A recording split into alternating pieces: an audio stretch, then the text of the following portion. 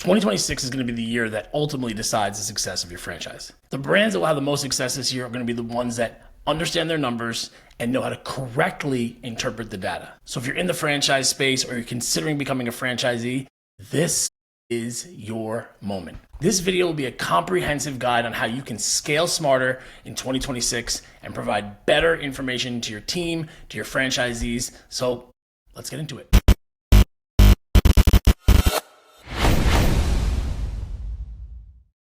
You know, one of the biggest challenges in the kitchen, managing that fryer oil. It's messy, it's hot, somebody's gonna spill it, and quite frankly, nobody ever actually wants to take on that responsibility, or even worse, they lie and they say they did it. Nobody wants that job. That's where Restaurant Technologies comes in. Their total oil management system takes care of everything.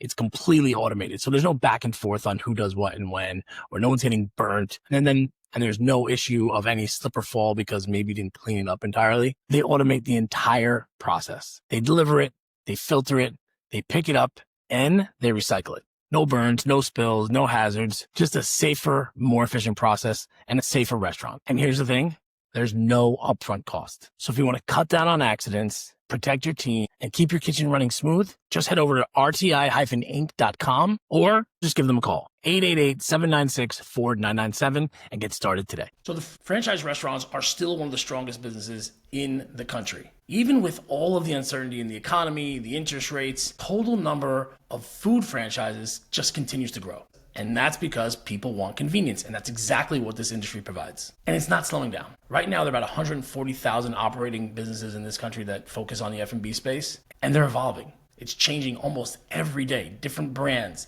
different layouts, different strategies for growth. But there have been some market shifts. Things that we took as maybe a short-term issue are now clearly becoming a baseline for the industry and for our growth. So there are four big changes that are happening in the industry right now. Number one is construction. Okay, I'm gonna write this down because it helps me. Costs are still rising. There's still that impact from post-COVID, labor, and all those costs are passed on to you. So I would expect those costs to still be higher. Number two, money. Borrowing is still pretty difficult. If you heard the episode I did a couple weeks ago, we had my buddy Bob Withers on, and he was telling us about the changes in the SBA lending process. So that is still going to be difficult. And if you're not aware of that, and we're going to talk about some different options you have there other than the SBA. Number three, labor. Still very expensive. So how are you going to figure that out? It's not going away. Wages are not going to come down. People are not going to ask for less money. You can't really have too many people work less hours. Right? You can get creative with the schedule, but we'll talk about that. And number four, obviously my favorite topic, is real estate. Okay? Real estate is going to be driven by data and math more so than ever. So here it is. Now, not pretty, but I will have all of these notes, not in handwritten fashion, but in a PDF that you can download afterwards. You want to check it out, share it with your team. I'm really just doing this for me, and I'll show it to you guys. If you guys are watching on YouTube, you'll see this, maybe that'll help you, but I learned by watching Alex Hormozy, and he does this. And for me, like I said, this is just a way that I can better understand what we're talking about. So those are four big things, right? These are four big things: construction, borrowing money, labor, and real estate data and information around those sites. If you're doing one location, that's a big enough headache. But if you have a large portfolio of brands, whether you're a large franchisee or you're a franchisor overseeing all your franchisees' site selection process or their business in general, you have a lot to be concerned with. So now all of those things, construction, borrowing money, real estate, labor, once upon a time considered things that will hurt your profit. Now, if you're not careful, they can kill entire projects. So let's talk about build-out costs. The average restaurant now costs about 15 to 20% more to build out. That's a huge increase, massive increase. All of that due to construction, labor, and a variety of other factors, but mainly that. So let's say you had an old budget of $500,000. If I were you, I would bump that up to $650. I don't care what it says in the FDD. Since you're a franchise, your build-out estimates will be in your FDD, but I don't know how accurate that number is. I would assume that it's outdated, and do your best to get actual numbers, because 15 to 20%, that is a massive, massive number. And if you're going for a loan, you're getting any kind of financing, which again, we'll talk about later, this is a major concern, because in that, you're gonna be pretty detailed in how you're gonna spend that money. And if you're taking from one pile to put into another pile, you're gonna have no cash to open, and that is a real problem. Okay, so again, I don't know why if this helps you guys or not, but build out costs 15 to 20% extra, budget more than what's in your FDD. Now, here are a couple things I think you're gonna wanna focus on. Smart operators will budget. Everybody should budget, because you have to expect this volatility. As a smart operator, everything is not always just sunshine and rainbows, right? You have to realize that there's gonna be some potential for an issue that could impact your cash flow, could impact your business at some point down the line. So while you're dealing with this, while you're negotiating on a space, make sure you understand what your budget is. So I'm gonna give you a quick cost breakdown. So these are typical. These are, I wouldn't say average, but I would say this is what I see. And speaking to some franchisees, they said these are pretty on point. And depending on where you are or the condition of the space, things may be a little bit different. But for design, and I would just say engineering, I would budget about 10%. So if that loan is $650, right? Man, my handwriting is horrible. And any kind of inspections, that would be another 5%. So what's 5% of $650? It's about 32, right? 32,250. Let's call it 32,250. Your core build out, meaning the construction of the whole place, that's going to be about 55%. So I would say that's about, let's just say 150K. Then you have your FF&E and your contingency. So FF&E is about 20%. That's another 130. And then, and your contingency, I would say, is also another 130. Does that get me to 650? Let's see, check me out. Right, there it is. I'll be even more accurate here. So 10%, 5%, construction 55%, FF&E you're gonna do 20%, and another 20% for contingency. Okay, there it is. Now look, you can budget less, right? You can shift those percentages around, but just stay within budget. And don't chew into your contingency. Set that aside now. 20% may sound a little bit aggressive for a contingency fund. I don't think that's the case. Not in 2026. Too many unknowns, too many variables, and too many things coming at you. Budget for 20%. Typically, or historically, brands have said 10% or 15%. Be safe and get the extra 5% for that contingency, and you guys can thank me later. And look, I mean, I've seen it before. If you don't add a buffer, if you don't have that contingency fund, you're just hoping and praying that things work out. And as I always talk about, hoping is not a strategy. Hoping is not knowing the math. And hoping, frankly, is a recipe for disaster in this environment. So don't do that. Now, back to smart brand strategies. What are the winning concepts doing? How are they approaching their growth in 2026? Let's talk about that for a little bit. What am I seeing out there? What's different? What's new? What is a strategy that's sort of outside the box? Where retail, particularly when you're looking at these markets where retail vacancies are 2%, 3%, 5% is the best situation that I've seen. One of the most creative and I think one of the coolest ideas that I'm seeing by some of these brands are these modular builds. You've seen them from like Small Sliders. Small Sliders has these shipping containers that they've converted into restaurants. Now there are other brands out there kind of doing the same thing. They're having investors buy the land, and then they're just dropping these containers, these pre-built, prefabbed restaurants, and just plugging them into the utilities, and they're open very quickly. So these modular kitchens, not only are they almost a necessity in some markets because there's no space, and you have investors, and you have this growth plan, so you have to grow, but what makes them super valuable to franchises is the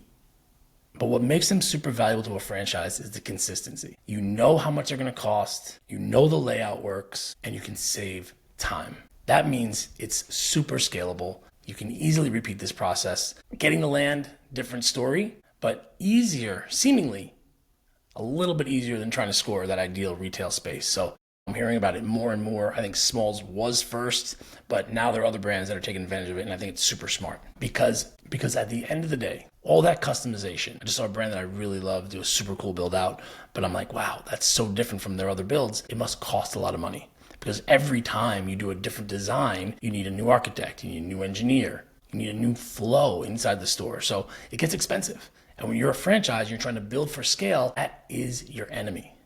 Customization. And when you're a franchise looking to scale, customization is your enemy. Write that down. Customization is your enemy. Does not make life easier. Makes it more complicated. And when every store looks different, it's great for the brand. Great for Instagram, great for your image, great for optics, very expensive. And that's where your margin disappears. Can't afford to have that in this environment. Speaking about money, let's get into money in plain English. And I want this to be crystal clear. Money is no longer one loan, okay? Does that make sense? Money is no longer just one loan, meaning you got to find a way to get different types of funding for a couple reasons. You've heard of things like your tech stack. Well, this is your capital stack. Something that a lot of you guys are probably not familiar with. You hear it a lot more in the investing side, but this capital stack is going to be how you're going to remain flexible and adaptable. And I'm going to show you why. So I'll give you a simple breakdown. A lot of different options. You can find money in a couple different ways here, but let's just say you have a bank loan. So here's a simple breakdown. You can have your bank loan, which is slow process, low interest. Slow, low. Some of you have maybe dealt with a private lender. That's a little bit different. Private lenders are more flexible in terms of terms, in terms of rates, faster. Right, that higher interest. I'm going to show you how you're going to break this all down. Some of you may have the opportunity, depending on the situation, where you can have a seller carry some of this. All right, hold a note maybe. That can be an option in this market as well. So sometimes the landlord will finance. That rate is often negotiable, as is the term. And lastly, cash. Now your cash, think of it as skin in the game. Most of these lenders are going to want to know, what are you investing in this property? What are you going to put in? You're asking me to put in 50%, 20%, what are you putting in? Just to review it again, you got your bank loan, slow process, low interest, private, flexible, faster, higher interest, seller carry, seller holding a note, seller finance, whatever you want to call it, and then your cash, skin in the game. So how do you divide it up? You want to have this capital stack that keeps you flexible, keeps you growing? Here's what I would do. I would say half of your total budget, 50% goes to the bank. 50% is a safe number, not too big, but enough money that can fund your build out and kind of take care of any kind of issues that come up during that time. Private lending. The private lender, I would put at 25%. Seller carry, if you can get it, I would put at 15%. And cash, 10%. Okay? So 50% bank, 25% private, 15% seller, and 10% cash. Now you might have a seller that's interested in helping you out in this way. So shift that 15% wherever you want. Think of it like layers in a sandwich. Each one of those layers provides a different layer of flexibility, because it's not just about finding money, it's about designing a capital stack that works for you. I mean, this way, when the market shifts one way or the other, it doesn't break you. It allows you to kind of bend and be more nimble with the market and continue to run your business. Now, if banks freeze up on their lending, you have that private capital that can fill the gap. If rates fall, you can refinance. Recapture some of that capital and put it back into your business. Cheap capital is fragile. Cheap capital is fragile. The ability to dig into different pockets or different buckets is really going to be a major, major key. And there's really not another way to state that. You're going to want to make sure that that's an option for you. So do your best. So see if you can take advantage of some of those different opportunities that are out there. Now, let's get into real estate. Let's talk about what's going to make a really smart real estate strategy, and it should be coming, and it should be no surprise to anyone that it's going to be about this. I mean, kind of writing that almost makes me, I don't know. People want to hear data all the time, but do they know what the data is?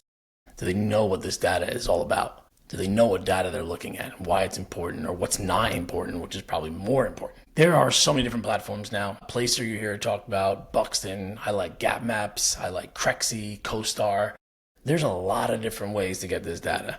And I'm going to tell you something that nobody mentions, but you can make that data look however you want it to look. So make sure you, as the franchisee, as the owner, as the operator, as a franchisor, know what you're looking at and what you want to see versus what's being presented. So when you see these numbers, you stop guessing. You stop saying, oh, 47,000 cars a day, or high household incomes, or high per capita incomes, or this growth rate versus that growth rate. Where are these numbers coming from? Who's giving you these numbers? How do you know they're accurate? So you need to understand what means the most to your brand. There are plenty of things I could talk about here, particularly when it comes to affluence, right? Everybody wants to be in this grocery anchored center, big Whole Foods center, pad site in the front. Sounds fantastic. Whole Foods drives a lot of traffic, and they have a lot of great co-tenants that will follow them because of who they are. But does your customer go there? Because if they don't, you're going to be paying a tremendously high rent. And for what? That's going to eat into your margin. And that's not being smart. That's not how you scale smarter. You're just chasing the shiny object in the market, and that is never good. Stick with real estate. Let's talk about markets. Traditionally in real estate, big cities are the hottest markets. New York, Los Angeles, Miami, Chicago, Dallas, Boston, Philadelphia, Cleveland, Denver. Cleveland, maybe not Cleveland, but maybe historically it wasn't, but it is now. These secondary markets, though, they're going to be the topic of conversation for 2026. And you need to make sure you're considering them and you understand why you're choosing them. We'll get into that right now. Now, this year, these secondary markets are where it's at. Some of it due maybe from the work from home scenario. People aren't going to the office as much. So these suburban markets are seeing a little bit more growth when it comes to dining out, particularly in the lunch day part. But foot traffic, and here's some data. For you guys want data? Here's the data. Foot traffic in these suburban markets is up 30% year over year. On top of that, I spoke about it before. Build out costs in the suburbs, significantly less. Some cases, 40% less to build out in these smaller markets. Huge deal. So you're going to hear names like Boise, Knoxville, Huntsville, Beaumont. These are the markets that everyone's talking about now.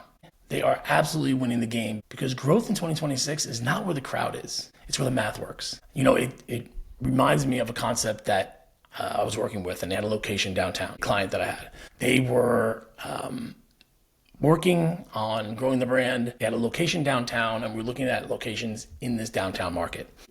Suddenly, they were like, you know what? Actually, we have a gut feeling. We did some homework. A lot of this geofencing data, some of your third-party delivery providers can provide some of this information from you. Some of the third-party delivery apps can provide some of this data for you, but they realized that a large percentage of their customers were coming from a suburban market. So this was about, 10 miles outside of where they are, where their downtown location was. And they did a little bit of homework and they started looking around, and we realized that not only were the rents cheaper, but the build out was going to be about 12 to 15% less in this market because we weren't in the downtown. The edge of the city, these suburban markets, these transit-oriented developments, they're the new core of your growth. And look, we didn't give up on the downtown. Downtown meant maybe a smaller model. Maybe it meant a food court. Maybe it meant a ghost kitchen. There's still ways to get your food to your customer in those markets without paying those rents or paying for those build-out costs. Flexibility in 2026 is going to be your new collateral. Your ability to be more adaptable, not only in real estate, but in your capital and your labor practices, all of that is what's going to make you highly desirable for investors and for franchisees. And really to attack all of this, I'm going to need to write down again, to really put this into a framework or like a mental model. You hear these phrases all the time. We use a 5M model when we talk to our clients. You may have seen me talk about this before. It's very simple, very simple. I think if you keep these in mind, you're going to have a better idea. You're going to have a better decision-making process and super simple to remember. So you have market, okay, where you put the store, money, your capital stack, model, margin, and momentum, okay, 5 M's, momentum. I don't know if I spelled that right. Market, money, model, margin, and momentum. That's the 5M framework. What does it mean? What does that really, really mean? And how do you put it into practice? Okay, M1 is market. Where are you going to put this thing? Where are you going to sell these territories? In the 5M framework, we're going to go where the costs are lower because we're focused on profitability. We're focused on payback periods. We're focused on sales to investment ratio. The market is going to dictate a lot of that. The second M is money. Okay, be flexible. Build that capital stack so you have options when it comes to where your money's coming from. The third, model. You want to standardize it. I spoke about the container situation. That's as close to an ideal example as you can get. But even if you're looking at inline spaces, end caps, and pad sites, standardize that build out as much as you can. It's going to save you a ton of money. It's going to save you a ton of headache because you know what you're going to be doing every market you're in. The fourth M, margin. Protect your margins. I did an episode not too long ago on the restaurant profitability calculator. Take a look at that episode. Download the calculator. It's completely free. It's going to show you if a site is going to be profitable or not. It's going to help you protect those margins. I would make sure after you've done that, add 20% to your contingency fund. Again, if you don't have the contingency fund, you're just building on hope. And the last one, momentum. Momentum is so key. In this business and in the restaurant industry in general, you hear this thing called the feedback loop. You need to have a feedback loop. So every 90 days, you're checking in on what you've accomplished. If you're not doing that, you're really going to kind of get stuck sort of in your own silo, and that's never a good thing. So I would suggest implementing this 5M framework, and the momentum part is going to be the last M that you are always checking in on. You're kind of taking the temperature of all the work that you've put in, because it's very, very easy to think that the busy work, viewing sites, touring sites, going out and visiting new markets, that you're busy and you're gaining momentum and you're moving forward. But are you really? Look at how many sites you considered, how many sites you approved, how many tours you had, how many LOIs got drafted, were they accepted, were they approved, what were your ratios all along the line. Those are the numbers that matter. We're not focused on speed, we're focused on process. Speed will be the result, but it is not a KPI. There's no reason to focus on how fast you can open these stores. How fast you open the stores is relative to the success. Okay, and because this is 2026, I know I'm a little bit ahead of the game, it's not even Halloween yet, and I'm looking at 2026, but I think time is on our side when it comes to preparing for these things. So let's talk about 2026 predictions. I'm gonna save these things. I'm gonna save them for me. Now let's talk about predictions for 2026. I know maybe I'm a little bit early, so I have more of a variable here where things could go sideways, but the first prediction I have is interest rates are going to continue to go down. So we've seen a little bit of that happening now in September. It's October 9th right now, but a couple weeks ago we did see a little bit of a drop in interest rates. I think we're going to see more of that in 2026. The second thing I'm going to predict is private equity. I heard this the other day. It's a tremendous amount of private equity businesses in this country.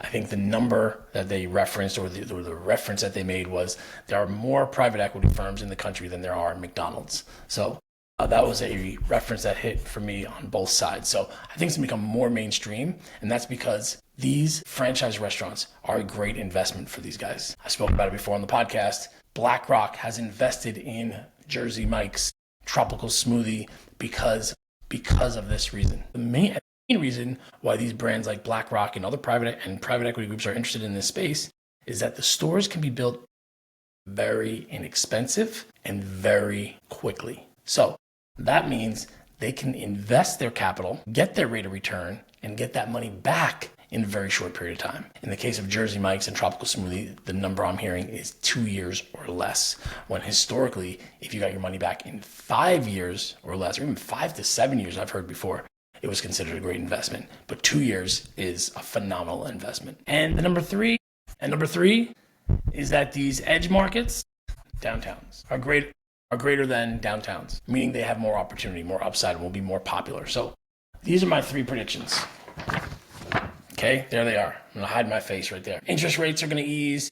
Refinancing is going to become very powerful. You're going to have private equity, private credit going mainstream, and these edge markets are going to be beating the downtown in terms of the development. More competitive, maybe a little bit more increase, maybe a little bit more concern on the rents that will rise there based on the demand. But the next major boom is not going to happen in a space that's surrounded by skyscrapers. It's going to happen in these strip centers and these strip malls in the suburban markets. So those are predictions. Those are some things to kind of be excited about. What are the risks? What are the risks in 2026? What are we worried about in this space in the upcoming year? Well, I could tell you right now, it's overlapping. I think some of the franchise brands that are going to succeed are going to be the ones that are clear on the defined territories that they're giving to these franchisees. The overlap not only kills the franchisees, but it hurts the franchisor.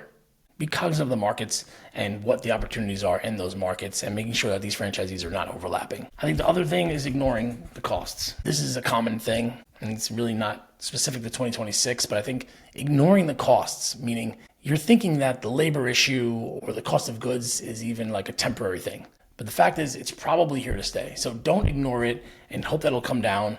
Look at adjusting your pricing. I mean, that's a whole other show on how you're going to handle the operations with these costs. But this has been a concern for a while, so it's not necessarily new. It's not new at all. But don't ignore costs. So that means on the rent, on the build out, on your cost of goods, on anything in your supply chain, don't ignore that. Now, number 3, the last one I would say is weak underwriting. And when I say underwriting, I mean you as the operator or the franchisor. You're not really putting in a lot of thought into these numbers. You're maybe basing it off a number you put in your FDD a year or two ago. You can't do that. You got to really take some time right now. Like I said, it's not even Halloween yet. Plenty of time to kind of look at those numbers and where you need to adjust for the new year. But be stringent. Be stringent on these numbers. Understand where costs are right now in each market because they are different market by market, particularly on build outs. But make sure you're being diligent in that process because you can survive bad luck. That happens to everybody. You never know when something's going to strike you. You got that contingency fund. You got your own abilities to overcome anything that's kind of thrown at you. Now, everybody's heard the analogy where this business is about pennies. Pennies make up nickels. Nickels make up quarters. Quarters make up dollars. Never been more true. So You can survive bad luck, but you are not going to survive bad math this year. All right, so here's my risks. I'm running out of paper, but here are my risks. Overlapping territories, increased costs, and weak underwriting. Good luck making the slides out of this handwriting. But here's what you're going to do this week, okay? So here's an action plan, things that I would do if I were you right now. I would take a second look at your budget, kind of like I was just talking about. Make sure those numbers check out. If you have any question about them, highlight them, dig into them a little bit, call around, ask questions, send me a message. I'll do the best I can to kind of get you the information that I can. I'll do the best I can to get you some information, but do your homework. Make sure you have those numbers locked in and you know what they are and that they're up to date. Top 3 markets. Your growth plan may have been built a couple years ago. You have investors who identified markets that maybe now you're priced out of. Make sure those markets you have identified for this year are still your top 3 markets. Third thing you're going to do, rebuild your capital stack if you can. Can you refinance? Look at some other options that are out there in the market. If you were going to go look at some lending, maybe there's some other options out there that you haven't considered. Private lending, crowdsourcing, rich uncle, whatever it is. See what's available to you and see where you can maybe gain a little bit more flexibility. And last one, easily, and I kind of hesitate to even put this, I would maybe try to launch one modular store. It's very common now. It's not too difficult to get a hold of somebody who can help you build this out. My understanding, it takes a very short time to build one of these. These guys can build them really quickly, customize them for your brand, and you're just going to put them on the back of a truck and drop them on some land and be open much quicker than you would be on some of these build outs potentially. Try to launch one of them. So if I were you, you would just focus on this right here, okay? Recheck your budget, map your top 3 markets, rebuild your capital stack, and if you can, launch one modular store. Because I'll tell you right now, every time, 100 out of 100, execution beats enthusiasm. Execution beats enthusiasm, period. All right, because you've lasted this long in the video, I'm gonna let you know that in the show notes, there's a link to the 10-rep franchise playbook. Now, because you've lasted this long, I'm gonna let you know that in the show notes is a link to the free 10-rep restaurant franchise real estate playbook. In there, you're going to have market scorecards. You're going to have a build-out template, meaning like a way to estimate your build-outs based on those percentages I gave you. And some of the things are more specific than what you've seen. And I think it's going to be more detailed and more specific to the industry than you've ever seen before. And I also add in there sort of a step-by-step guide to this modular build-out, like a checklist for building out a modular store, because I think that's a real opportunity for a lot of you brands. And look, the information is free. You can get it here. You can refer back to it. I'm going to have a PDF download of the notes here that won't be in this handwriting, okay? But it'll be something you can actually read. So download that as well. But all this information is free. But bad execution is not free. It's actually really, really expensive. All right, so that's it. That is the playbook for 2026. It's all about asking questions, doing the homework for your brand, for the market, and obviously for your capital stack. Plan for this year and the understanding you're going to have as you move forward, because you want to be a smart operator, is don't focus on speed. Don't worry about building fast. Build smart. Scale smart. And I think you're going to see the byproduct of that is going to be longevity. It's going to be profitability. And it's going to be tremendous growth. As always, feel free to contact me if you have any questions at all regarding how you're going to scale your business in 2026. All my contact information is in the show notes, and I'll see you guys next time.